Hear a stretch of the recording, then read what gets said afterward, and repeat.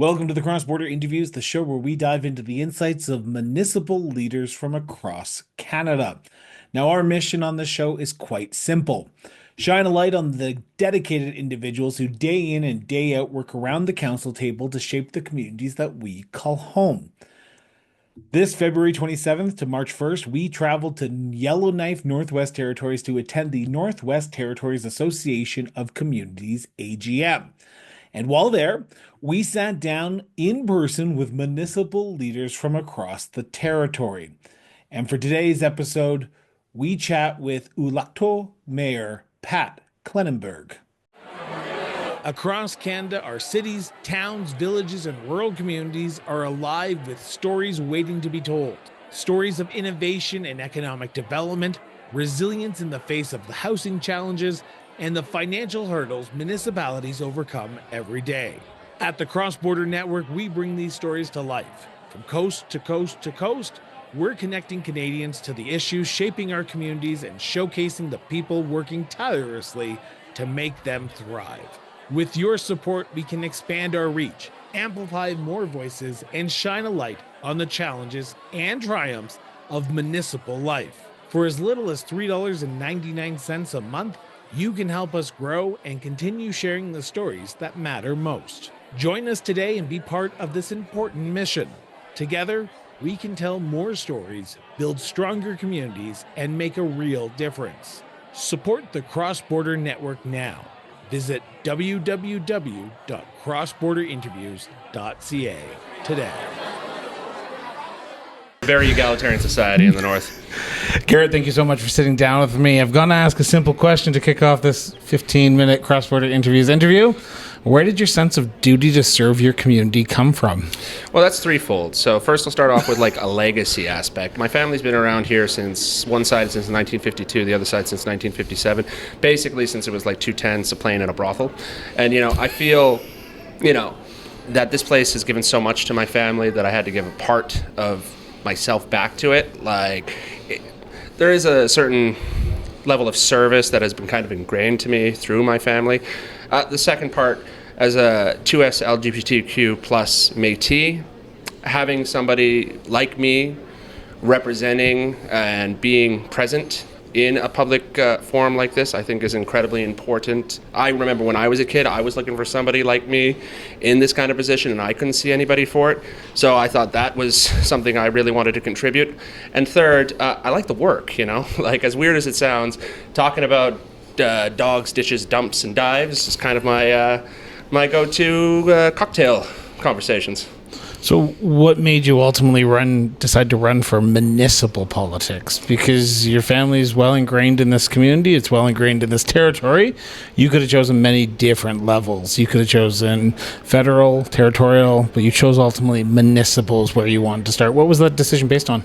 The grassroots aspect towards it, I'm a big believer either shut up or stand up, and there were a lot of aspects within the community seeing with not only through our capital planning, but also just in general how the governance structure was working that I thought I would be able to contribute. I did my time as a staffer in the territorial legislature and as a campaign manager for many before. And I'm not saying that's not down the line, but I thought I could best contribute with my skill set in the municipal side versus the territorial or the federal. No, I'm assuming you've come to the realization that every decision you make is not universally loved, and you have come to the conclusion that every decision you make, not everyone's going to agree with. Mm-hmm. How do you make the best decision at that council table with the information provided to you for the best of the community, knowing that people aren't 100% behind you all the time? Well, the number one philosophy I have towards any of my decision making is to remove as much of my emotions from that as I can. Now, I'm not going to say that's perfect. Is that hard? It is. It's hard to an extent, but having a background where I was reviewing member statements and legislation and advising upon political maneuvering on the territorial level did have me the ability to have a level of objectivity about certain issues that I think is a skill set a lot of my colleagues didn't come in with. But again, when it comes down to a more controversial topic that's kind of personally relevant to me, say around issues with providing for pride, providing for reconciliation, stuff like that, it's hard to remove my emotions from. But most of the time, if I can stand back and think about this purely upon a factual basis and how this best affects the stewardship of this community, is how I usually go about my decision matrix. Is it hard to replace, because you're there to represent the people who voted for you and the people who didn't vote for you, because you're supposed to represent everyone. Everyone has their own morals, ethics, their internal struggles that they have to deal with when coming up with a vote.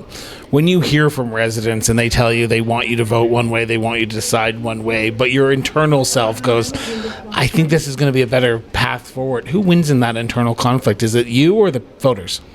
Me, almost every time. I can't deny that. Like, I'm a big believer in elected representation, right? Like, in the end, they elected me based upon my subjectivity, not my objectivity. And I'm not a delegate directed through a direct democracy. I am the councillor for the time that I'm in there at an at-large portfolio. So that allows me to think that I have a mandate to be able to address the issues how I think it best serves the overall community. Now, I can't deny, of course, there's always pressures within certain segments to try to get me to go certain ways. And I think I've been able to create a pretty good barrier. Like, I'm always open for dialogue, but if I don't think that this is the best conclusion for how to be able to address the issue, I'm going to go with where I think is right, wrong, or at least the best compromise. Are people engaged? I see an apathetic nature when it comes to municipal governments compared to other levels of governments in today's world. 20 years ago, you'd be hard-pressed to actually not be able to go to a council meeting and find an empty seat. Today, you probably see the entire council chambers over top of that staff section completely empty. Might be different in Yellowknife. Can you please correct me if I'm wrong? You're not. How do you engage with people who just, as long as my taxes are low, my water turns on, I'm comfortable with what the city's doing? Well, I'd say they're partially engaged. They're more engaged when things start to affect them directly. And being that we're in the north, like, that could be the snow plowing of the streets. That could be the building of a pool, for example. Speaking from experience? Yeah, that could be the library hours. That could be policies within the library. I forgot to actually have I'm a pretty constituent-based MLA, and I think, councillor, and I think that really comes down to... Freudian slip there. I think that kind of comes down to the fact I was a constituency assistant, so my job was literally addressing constituent issues all the time. I'm more than prepared to be able to go to engage from that. Large portion of the public, yeah, they're pretty even keel when it comes down to it. You're not going to see people filling up your council chambers unless it is a specific issue. Like, for example, we had the... ceasefire when that was going on for the beginning of the conflict in the Levant with the occupation of Gaza and basically the post-October reaction, and there was a feeling and a lot of lobbying to try to get something done on our part to go and directly lobby the federal government. Now, that was what the original motion was saying, mixed with a whole bunch of things. I was able to find a compromise where I broke into 3 different motions. One was basically saying go directly towards the Prime Minister, write a letter. I voted against that. The majority of council voted against that one. The second motion was to give it towards the Premier and have him do that, which I think, because of the ad hoc constitutional nature of the Minister of Intergovernmental Relations, which the Premier is, I think was better set to be able to do that. And then the third one was basically declaring that we as a community are against Islamophobia, anti-Semitism, basically just don't be a dick. And we all supported that unanimously as well, because, like, in the end, the foundations of this community is about acceptance, unity, and not being a dick. Unity is a key word there that I want to pick up on. What does unity mean in Yellowknife? Does it mean actually everyone gets along, or everyone respects everyone's opinion? I think it respects everyone's opinion. You know, one of the best parts about the North is because we are so small, we all know we're going to see each other again, so we're even more polite than the usual Canadian stereotype up here. And, like, for example, because the fact I've been here all these years and my family's been here all these years, I walk down the street, these are people that I've not only gone to school with, that my parents went to school with, that literally sat around my grandpa's, like, dinner table and had beers with him, right? So there's a lot of that contingent that, you know, are polite, respect me as a person, and no matter what my decision are always going to go that way. And then there's another contingent who fairly new up here, who have their opinions based upon their experiences from down south, who are not so polite about certain things. As a southerner, I'm just going to say, whoa. They might be a little more divisive, shall we say. And then there is that new contingent that I think has started in the last decade or so, who are conspiratorial and think everything is, personally trying to affect them. Also, the lack of understanding of civics is a real thing I find. People kind of think like Rebecca, our mayor, is a dictator who can just make all the decisions, when in reality, the mayor in our, weak council, weak mayor, strong council format is just basically our full-time member. But there's a misinterpretation of that. Well, speaking of that, I want to turn to the city of Yellowknife as a whole. And before I do that, I'm going to preface this, because I will get emails if I don't. This is a conversation between the councillor and myself. That's not a motion of council, not a direction of council, not policy of council. This is the councillor's opinion and his opinion alone. He needs a majority of council members to vote for the move of the policy, the direction of the city. So if you have any qualms about what he's about to say, please remember, it is his opinion. I second that.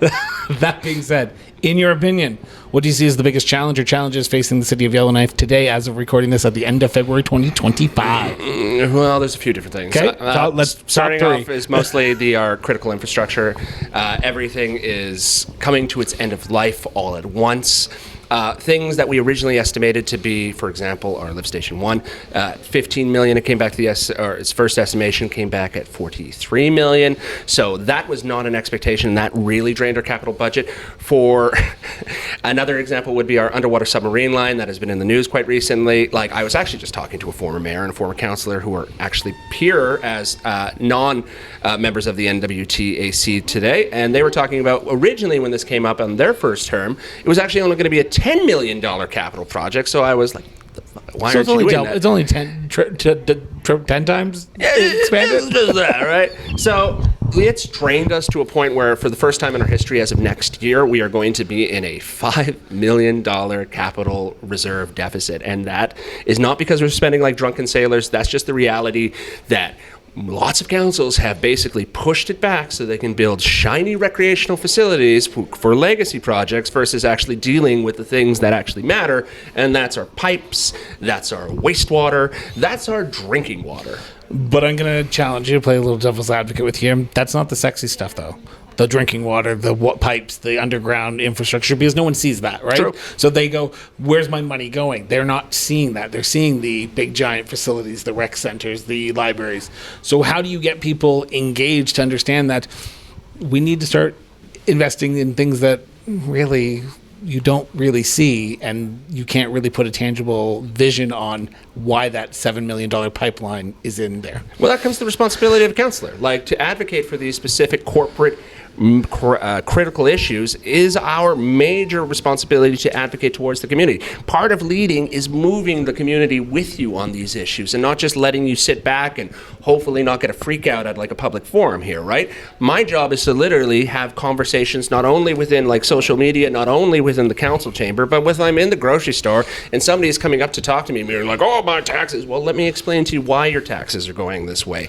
That's also another question to be had about how municipalities are funded, but I'll leave that for FCM. Yeah, we're going to be talking about to Rebecca Blythe later, so please tune in for that episode.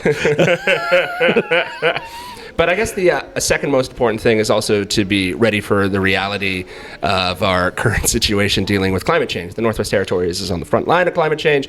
And, I was on council. It was actually within my first year. We dealt with our first strike in 40 years, and then we dealt with the evacuation due to, in my opinion, the direct consequence of not dealing with climate change. And we, in this reality, in the current fruition, are going to have to deal with these kind of situations again. Whether it be flooding, whether it be fires, it's all going to probably lead into some form of evacuation. Or low water levels. But it's all going to cost us a lot. So this comes also down to the responsibility of us to be able to push other levels of government to provide that kind of direct funding towards whether it be climate change mitigation, whether it be emergency management. These are things that really need to be addressed. And currently, the territorial government, under their Emergencies Act, seems to think that they can just push things down onto us. Well, I don't have a social worker hired within my staff. I don't have a nurse hired within my staff. So you expect us to be the evacuation center, basically the fail-safe for the rest of the territory. It's just kind of unreasonable, and we need to have that conversation. Okay, so there's two questions I want to ask, and I want to ask the political one first, and then the very political one next. Let's do it.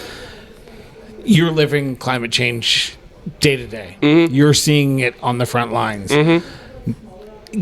I've been to numerous of these conventions. We were broadcasting from the Northwest Territories Association of Communities Convention, 59th convention from Yellowknife. This is the first convention where the environment has taken center stage. In the last 2 years, I've been attending conventions across Canada. How do you get other provinces, other communities on board to understand that climate change is real, climate change is happening, and we're seeing it frontline? Because there are many people in the society, rightfully or wrongfully, who would say that climate change is a hoax and it's not real. What you're seeing. Yeah, wrongfully. Their opinion, not mine, but that's their opinion. The issue that comes down to that one is like there's only so much I can do on a municipal level within the city of Yellowknife. Even though we are one of the 13 capitals, we're not exactly a metropolitan or a metropolis. You're not sitting around the big city mayor caucus. Correct, right? But what we can use is apparatuses like the NWTAC to be able to advocate for these issues directly into something like FCM, and then to lobby the federal government to be able to start addressing this and try to move away from, for lack of better words, the ideological bullshit, you know? The reactionary side of politics that is propelling the idea that this is not happening, well, they should come up here and live here for a while and see what the effects are like. You should go up to Tuktoyaktuk and see how houses are falling into the Bay of the Arctic Ocean. You should go into the Kalicho communities and see what happens when the fires start happening, and they have only the roads are basically completely closed off, and your only real option there is either get in the boat or wait for a plane to come here. Like, it's easy enough to say that climate change doesn't exist when you live in a large urban area in the middle of a field like, say, Calgary, versus like living on its front lines here. So providing that kind of anecdote, I think, is our strength, but using an apparatus like this is our only way to really propel that idea. Do you think your residents understand the mitigating factors of climate change? Yeah, I think after they had to like go and live in a hotel in Edmonton for 4 weeks, I think they have a pretty good idea where we're at now. Yeah. While every municipality has their challenges, what's the thing you're proud of when it comes to Yellowknife? What's the thing that you say, you know what, this accomplishment that we've done over the last 5 years, 10 years in my term in office, I can look back, and if I don't run for re-election, I'd be happy with the way I've left Yellowknife? Well, I can tell you, we're 9 years away from our centennial. This community has existed since its foundings as just a small little mining town to becoming to the regional center and the central hub of the economy, to becoming the capital of the Northwest Territories. This was never supposed to happen here. Like, this place, if you look around and you drive around, it's built like a mining camp. But yet we've transformed into this strange little city that is just surviving in the bush here. You know, we have our suburbia and uptown, we have our downtown core, we have our little bohemia down in Old Town, and I'm very proud of the fact that we've been able to make this point. I'm hoping that I'm going to just interrupt here because I'm going to sound like the ignorant tourist right now. Old Town, is that where the actual Old Town is to be? Yes. Okay. Because I drove through this morning, I was like, oh, this is a nice little, cute little, like, neighborhood. They're quite literal definitions, like all three of them. Okay. Continue, sorry. Yeah, so no. And you're coming up to your centennial. We're coming up to our centennial, and I'd like to be able to envision what the next 100 years are going to look like here. And I think this council is putting the foundations of what that can start to look like. As I said, I'm here in Yellowknife, and I'm a tourist. I love tourist destinations. I was just up at Pilot Point just this morning, looking over... Pilot's Monument. Pilot's Monument. Monument. I apologize. That's fine. My grandpa was a pilot, so I'm always kind of... I overlooked beautiful Yellowknife, and it's a beautiful scene. You could hear the wolves howling off in the distance. Mm-hmm. Literally, it's transformative. What are some of the other hidden gems in Yellowknife that you recommend to people who come to Yellowknife? Oh, there's a few. If you get the opportunity, you know, our nature is our probably most important facet. And of course, taking a look at the aurora is it's a primary aspect of our tourism, but like walking around the Frame Lake Trail, which, you know, I think is a perfect representation of the urban versus the rural life that we have within here. Like, half of it is paved. You can walk through basically uptown all the way through the downtown core, and then when you go behind the ledge, you walk behind and you're literally on this barren hiking trail that is a little bit of a stretch, but it's so worth it. It's about 20 minutes long, And then, you basically have the opportunity to see both sides of what the territory represents. It's industrial current, it's industrial future, and it's, majestic past. The other thing I would say is go to our stores. Places like Erasmus Apparel, which is only going to be open for a little while longer, sadly, but a great Indigenous artist, Sarah Erasmus, is doing some amazing designs on clothes there. I'd also say go down to some of our restaurants. Bullock's, of course, everybody wants to go to. It's based out of our first former grocery store, Weaver and DeVore, but also heading down street to see our NWT Brew Pub, which it's the only one in the territory, and I think they're doing an amazing job. But, also heading over to Uptown to go visit places like the Center Ice Plaza. There's a lot of cool stores like Masi Cho in there, which is offering, again, more Indigenous content for people to be able to take a look. And I would also be... it'd be wrong for me not to mention heading down the Ingram Trail, going to see our Indigenous community of Dada, going to see some of our amazing lakes. I know, there's places that call themselves the land of 1,000 lakes, but we're literally the land of 1,000 lakes. Every Manitoba municipal leader who's listening to this right now is tuning out and saying, "We are the province of 1,000 lakes. Do not try to change that." I'll fight them. But yeah, I would say that would probably be our, get a little taste of the urban, get a little taste of the modern world, and then go and take a look at the land that has been around since time immemorial. So my final question is, what makes Yellowknife such a unique place to live, work, and raise a family, Councillor? Well, it's because it is the the Northern Light, I have to say. This is the perfect center point for if you are wanting to have that city feel, that cosmopolitan lifestyle, but still have the ability to go out and be on the land and have, in my opinion, the best fresh air you can find anywhere else in the world. This is the place. We are on less than, I think, 100,000 kilometers, now don't quote me on that, of where they found the oldest rock in the world. This is the oldest part of the world, but it's still one of the newest occupied outside of the Indigenous peoples that you can find. And we are still building and we are still creating what this community can be. So I would say to anybody who's thinking about here, come help us build this future. Come help us decide this next 100 years. Councillor, always a pleasure. Thank you, sir.